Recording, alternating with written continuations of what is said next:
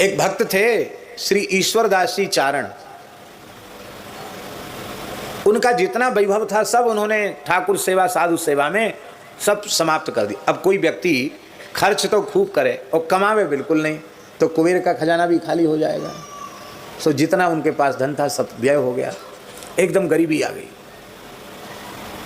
और उनके राजा यजमान थे पर राजाओं के नहीं जाते, बोले द्वारकाधीश भगवान का दरबार छोड़ के किसके पास जाना, राम राम करना, भजन करते थे। भक्त थे इसलिए अभाव का अनुभव नहीं था। एक बार ऐसी स्थिति आ गई कि घर में 3 दिन तक चूल्हा नहीं चेता, तो उनके बालक रो रहे थे भूख के कारण। तो उनके भजन में विक्षेप हुआ। उन्होंने अपनी पत्नी से कहा, हे देवी ये क्यों रो रहे हैं, भक्तानी इनको चुप करा। और बोले महाराज बालकों को क्या ज्ञान ध्यान सुना करके चुप किया जाए, तीसरा दिन है भोजन नहीं मिला इनको, आप कुछ करते नहीं भोजन का उद्यम, आप तो खाली राम राम करते हैं। आप भगवान से प्रार्थना की, बोले भगवान से अन्न जल के लिए प्रार्थना नहीं कर सकते हैं। हाँ राम राम करो, बच्चों को भजन में लगाओ, भगवान की जो इच्छा होगी वही होगा, भगवान सर्वतंत्र स्वतंत्र हैं। ऐसी निष्काम भक्त। पत्नी भी विलक्षण भक्ता थी, आज्ञाकारिणी थी। उसने भी एक सुंदर नाटक किया। चूल्हा चिता के बटलोई धर दी, पानी धर दिया, खाली पानी अदन धर दिया, सामान तो कुछ है ही नहीं, खाली बटलोई पर बटलोई चढ़ा दी चूल्हे पर। और बालकों से कहा देखो तुम लोग कीर्तन करोगे तो सबको भोजन मिलेगा, जब खिचड़ी पक जाएगी तैयार हो जाएगी, और कीर्तन नहीं करोगे रोगे तो समझ लो किसी को खाने को नहीं मिलेगा। देखो बन रहा है ना, संतोष करो भजन करो। तो बालकों को हो गया कि हाँ कुछ ना कुछ तो चूल्हा चेता है और पानी खदक रहा है तो कुछ ना कुछ तो बनेगा ही। तो बालक सब कीर्तन करने लगे, श्री कृष्ण गोविंद हरे मुरारे, हे नाथ नारायण वासुदेव। ठाकुर जी रीझ गए। ठाकुर द्वारकाधीश प्रभु स्वयं पधारे चतुर्भुज रूप से, और आकर के ठाकुर जी अपने पीताम्बर में खिचड़ी का सामान लेके आए थे। ठाकुर जी ने घर में खिचड़ी बनाई।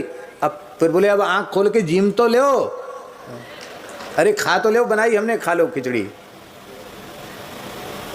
ठाकुर जी गोद में बैठ गए ईश्वरदास जी की, कहा बाबा कुछ मांग लो।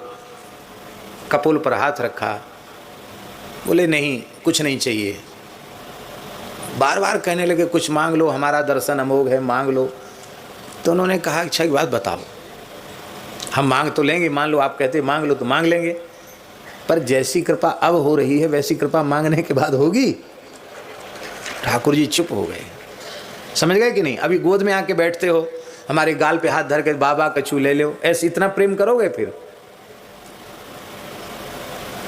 बोले बर दे के बहु ठगे सकामी भक्त जाहू। फिर सकामी भक्तों को बर दे के ठग लिया है। हम बहुत चतुर हैं, हमको ठग नहीं सकते हो।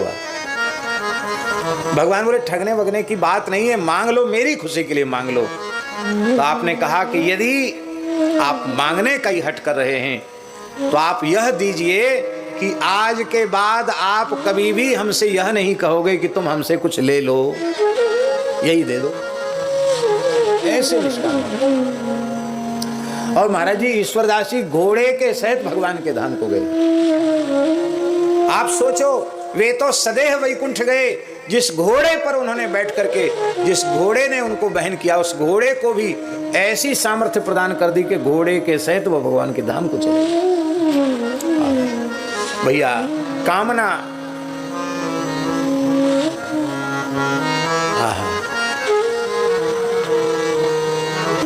भगवान तभी जीव को ठीक से स्वीकार करते हैं जब वह निष्काम भाव से उनका दास बन जाता है।